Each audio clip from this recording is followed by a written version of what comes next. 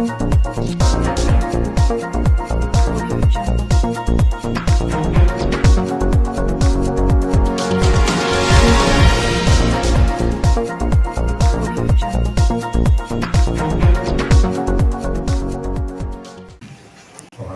Gabungan Wilayah Pertahanan 2, Munisi 25, yang kami hormati Ibu Pejabat Bupati Flores Timur, yang kami hormati Bapak Deputi 4 dari BNPB, Bapak Ibu Forkompimda, para perwira utama, dan kita semua yang saya hormati. Mengupdate informasi untuk mendapat arahan dari Bapak Panglima. Perkenankan kami menyampaikan informasi terkait dengan penanganan dampak bencana erupsi Gunung Merapi Lewotobi laki-laki. Bapak Panglima yang terhormat, saat ini data kami menyampaikan update data kami kemarin, karena setiap hari dengan pendampingan dari BNPB kami mengadakan rapat rutin setiap jam 5 dan melakukan rilis dan publikasi pada jam 7 malam, sehingga data kami hari ini masih lebih banyak data terakhir kemarin atau sampai dengan tadi pagi. Saat ini desa yang terdampak di Kecamatan Ulangkitang ada 7 desa, dan Kecamatan Ilepura ada 3 desa. Kecamatan Ulangkitang, Desa Kelatan Lo, Desa Okeng Jaya, Desa Persiapan Padang Pasir, Desa Pululera, Desa Boru, Desa Boru Kedang, dan Desa Nawapote. Dan untuk Kecamatan Ilepura, Desa Dulipali, Desa Nobo, dan Desa Murabela. Sementara untuk pengungsi, data terakhir jam 7 pukul 20.00 tadi malam, untuk Kecamatan Titihena yang menjadi lokasi 3 pusat penampungan pengungsi, data pengungsi berjumlah 4.149 jiwa. Sementara untuk Kecamatan Ulangkitang sendiri, ini kami juga harus mengakui ada sebaran warga yang masih bertahan secara sporadis di 8 desa terdampak di Kecamatan Ulangkitang, diperkirakan berjumlah 1.821 jiwa. Untuk Kecamatan Ilepura, ini juga diperkirakan masih bertahan di 3 desa, sejumlah 25 jiwa. Sebaran untuk Kecamatan Demopagong 135 jiwa. Kecamatan Larantuka berjumlah 85 jiwa. Di Kabupaten Sika pada 4 titik pemusatan pengungsian berjumlah 2.187 jiwa. Bisa ditampilkan gambar data tadi dari para relawan atau NGO yang berada di Kabupaten Flores Timur bersama TNI Polri, Forkompimda, dan seluruh stakeholder terkait untuk melakukan langkah-langkah terkait pasca bencana. Upaya yang dilakukan antara lain, yang pertama melakukan evakuasi korban. Korban meninggal sebanyak 9 orang, dilakukan evakuasi bersama TNI Polri, Pemda, dan Basarnas serta pemerintah desa setempat. Korban luka-luka saat ini diperkirakan sekitar 68 orang, dan untuk korban yang luka berat dirujuk ke rumah sakit umum daerah sebanyak 4 orang. Langkah yang kedua, mendirikan dapur umum. Yang ketiga, memberikan layanan pada pengungsi. Yang keempat, tetap melakukan evakuasi terhadap masyarakat yang masih berada di dalam daerah radius 7 atau saat ini 8 km untuk sektoral, dan juga melakukan konsolidasi untuk pendistribusian dan juga konsolidasi logistik dan personil. Pada kesempatan ini atas nama Ibu Bupati dan pemerintah daerah Kabupaten Flores Timur, kami menyampaikan hormat, selamat datang, dan juga terima kasih atas dukungan Bapak Panglima bersama jajaran Polri, Forkompimda, dan dari BNPB, dari Kementerian Sosial, Kementerian PUPR, Basarnas, dan juga dari PVMBG, serta seluruh pihak yang sudah mengambil bagian dalam upaya-upaya ini. kurang lebih nanti juga bisa akan disampaikan oleh Bapak Deputi 4 dari BNPB, dan informasi ini sekaligus kami memohon arahan dan juga petunjuk dari Bapak Panglima. Salam sejahtera bagi kita semua. Terima kasih laporan Pak Sekda, dan terima kasih juga untuk kehadirannya semua di sini untuk rapat dalam rangka perkembangan situasi erupsi dari Lewotobi laki-laki. Memang beberapa hari yang lalu sejak Senin kami juga mengamati perkembangan Lewotobi, karena Polres Timur ini juga masuk wilayah Kogab Wilhan 2, di mana kami sebagai Panglima, dan ini sesuai dengan perintah Bapak Panglima TNI, di mana semenjak beliau jadi Panglima, TNI itu harus responsif terhadap lingkungannya sekitar. Nah, memang menjadi tugas TNI juga termasuk Polri ketika terjadi sifatnya atau operasi militer selain perang, Bu, ya, membantu Pemda dalam hal bencana alam, itu termasuk tugas PSPR utama, sehingga digerakkanlah personil dari TNI Polri. Betul, Pak Darbi juga ada di sini, dan secara umum semua penanggulangan bencana di bawah BNPB. Khusus TNI Polri dengan tersebar pasukan yang sudah 200 ya, saya juga ingin memastikan untuk bagaimana situasi di lapangan pasukan ini. Dengan melihat perkembangan yang kemarin meletus lagi itu, Pak, sehingga saya harus melihat, walaupun saya setiap hari terima laporan seperti apa dari ASOP saya, tapi saya ingin melihat real di lapangan seperti apa, sehingga kalau ada kekurangan apa yang harus kita segera tutupi, atau apa ada hal yang harus saya laporkan ke atas, saya laporkan. Tetapi hingga detik ini, tadi pagi pun sebelum kita berangkat naik pesawat, dan terutama itu mungkin 2-3 kali ya, kesana di jam 3 dini hari. Seperti itu, tetapi kalau memang memburuk, kita harus lebih perluas, karena kita tidak akan mengambil resiko. Nah, kita berharap juga tidak ada penambahan pasukan. Tapi kalaupun memburuk, kita juga sudah menyiapkan ya pasukan-pasukan yang akan kita geser, apakah nanti dari NT atau dari Kupang gitu ya, atau dari yang terdekat Lombok atau Bali, atau dari Malang. Karena untuk mensupport BNPB, kita punya tim PRCPB yang selalu dulu kalau terjadi bencana, gerakan dari PRCPB ini segera kita gerakan kalau memang sifatnya meluas gitu. Nah, yang perlu kita antisipasi adalah pertama, memang mau tidak mau kita berkoordinasi ketat ini dengan Pak Karoop, Pak Polisi. Dimanapun terjadi, kalau orang meninggalkan rumah, khawatir akan isi rumah, itu sangat umum.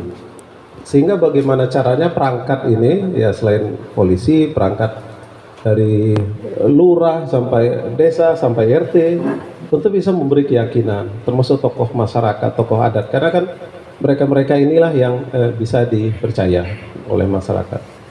Mau tidak mau, kalau memang harus harta benda ada yang dibawa yang sangat-sangat penting sekali, nah itu harus ya dijaga benar. Atau kalau memang tidak, bisa terinfokan paling tidak ke kemana, Pak Korop misalnya, Pak Polisi. Nah, atau perlu membuat untuk satu titipan gitu ya, dicatat benar namanya, nomor HP-nya, titip barang ini, mungkin dititip di safe box kali ada ya, Pak. Kalau memang nggak punya, kita koordinasi, Pak, ke bank itu harusnya punya dia safety box itu misalnya. Karena siapapun saya pikir pasti mikir gitu ya, apalagi rumahnya sangat permanen misalnya, itu khawatir. Selain itu juga harus kita bisa memastikan radius itu aman,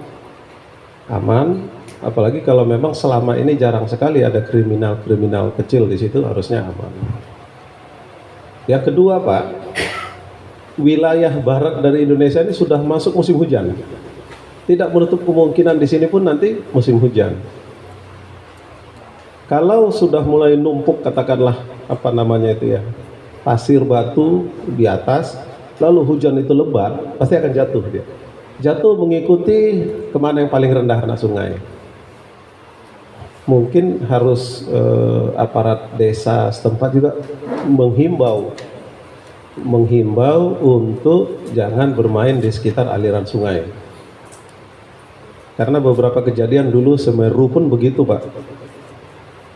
Akibat hujan lebat, nggak nyangka hanya sampai kira-kira perkira 50 kilo radiusnya, ternyata kemana-mana, wah sampai 100.000 lebih, termasuk Gunung Merapi dulu ketika udah habis meletus segala macam, jadi masalah lahar dinginnya itu lagi. Karena begitu cepatnya seperti longsor hutan gundul gitu, Pak, seperti banjir bandang juga jadinya, dan itu lebih bahaya lagi. Nah, sehingga kita harus selalu berkoordinasi dengan meteo. Ada orang meteo di sini ya? BMKG? Nggak ada ya? BMKG harusnya ada orang meteo. Jadi prediksi setiap hari kita minta ya, jangan sampai hujan kita anggap nggak apa-apanya mungkin di sini, Pak. Tapi di sananya sudah hujan lebat. Kemudian untuk antisipasi, namanya juga antisipasi, Pak. Kita selalu lebih mengantisipasinya. Kita berharap letusannya tidak lebih lagi dari kemarin. Tapi kalau lebih, saya juga belum dapat penjelasan dari katakanlah anggota BMKG, kira-kira letusannya itu mengalir nggak ke arah laut di selatan itu gitu. Artinya orang-orang nelayan di sekitar situ pun harus sudah mulai diingatkan, Pak. Harus sudah mulai diingatkan. Itu kejadian ketika anak Gunung Krakatau meletus yang tahun 2000 berapa itu ya? 18 apa ya? Yang kejadian di Lombok, Palu, dan akhir tahun itu Desember di Selat Sunda itu, anak Krakatau. Itu ternyata Ibu Dwi Korita itu kepala BMKG, sampai kita survei pakai pesawat Boeing ke arah anak Krakatau. Begitu sebelum naik kita tunjukkan ada foto-foto yang pernah kita ambil dari pesawat heli di pinggiran batu-batu itu, ternyata ada kayak arang-arang hitam. Dari situlah ibu baru tahu, ternyata dikirain gempa dari bawah akibatnya itu tsunami, tapi bersamaan dengan turunnya ya erupsi itu, karena batu-batunya terlihat walaupun kecil-kecil hitam. Jadi berbarengan waktu itu antara gempa dengan longsoran. Nah, jangan sampai situasi-situasi ini kan kita nggak mengerti nih bagaimana itu sampai ke pantai itu, sehingga nelayan pun perlu diinformasikan juga gitu ya. Pak PBBD kan ada ya, Tagana juga ada kan, tanggap bencana itu ada biasa setiap daerah. Kemudian nanti kalau seandainya situasi ini semakin lama, tentu banyak orang yang akan sukarelawan akan masuk gitu. Itu harus ada satu yang mengkoordinir sukarelawan itu. Rata-rata kadang sukarelawan ini masuk udah punya tugas kelompok ini masing-masing gitu ya. Nah, itu harus ada yang handle nanti, Pak, biar lebih efektif di lapangan. Nah, mungkin apakah koordinator BNPB, sehingga nanti ditempatkan di mana-mana. Memang dia satu kelompok katakanlah 10 orang, nggak apa-apa kelompoknya itu, tapi nanti di mana? Jangan dipisah, bingung juga dia nanti. Atau 5, tapi harus terdata. Sambil yang jelas juga nanti sukarelawan ini, jangan sampai atas nama sukarelawan tapi kerjanya masuk malah menjadi kriminal ya Pak Polisi. Karena sering terjadi seperti itu. Pengalaman ketika saya menghandle dari kantor pusat, waktu itu saya sebagai Wasop Panglima TNI bintang 1, yang kejadian di Palu itu, Pak, gempa bumi, tsunami, likuifasi gitu ya. Terus ada orang melakukan penjarahan dari daerah Mamuju ke Alfamart segala macam gitu. Itu marak terjadi gitu. Dan melarikan dirinya dari arah Mamuju, dari Palu turun ke selatan. Itu ada juga gitu. Nah, itu perlu diantisipasi. Kita nggak bisa melihat orang lalu lalang beberapa kali di situ, kita harus curiga nih. Udah sampai 2-3 kali ngapain ini? Misalnya nggak ada curiga, ditanya saja. Nggak perlu kita harus apa. Tapi semua harus terdata. Jangan sampai upaya yang dilakukan ya menjadi kontraproduktif. Kontraproduktif. Itu saja arahan saya, Ibu. Karena saya sudah mendapat laporan juga dari Pak Sekda tadi di sana sama anggota. Kebetulan kemarin kami video call juga dengan Danlanal Momere yang ada di lapangan. Oke, saya pikir situasi cukup ini di sini dan saya amati juga relatif berbeda kalau kejadian itu adalah gempa bumi dan tsunami. Ini relatif kita tenang, hanya tinggal memposisikan. Hanya mungkin dipertegas lagi nanti Pak BNPB mungkin ya, Pak Dandim, siapa orang yang benar-benar mengepalai ngambil barang dari tempat ya. Terus untuk distribusi itu yang harus betul-betul pasti sehingga semua terdapat yang sama. Jangan sampai pengungsi ini ada yang dapat 2 atau tidak, itu bisa jadi masalah lain lagi gitu. Begitu saja. Terima kasih Bu. Wabillahi taufik wal hidayah. Assalamualaikum warahmatullahi wabarakatuh.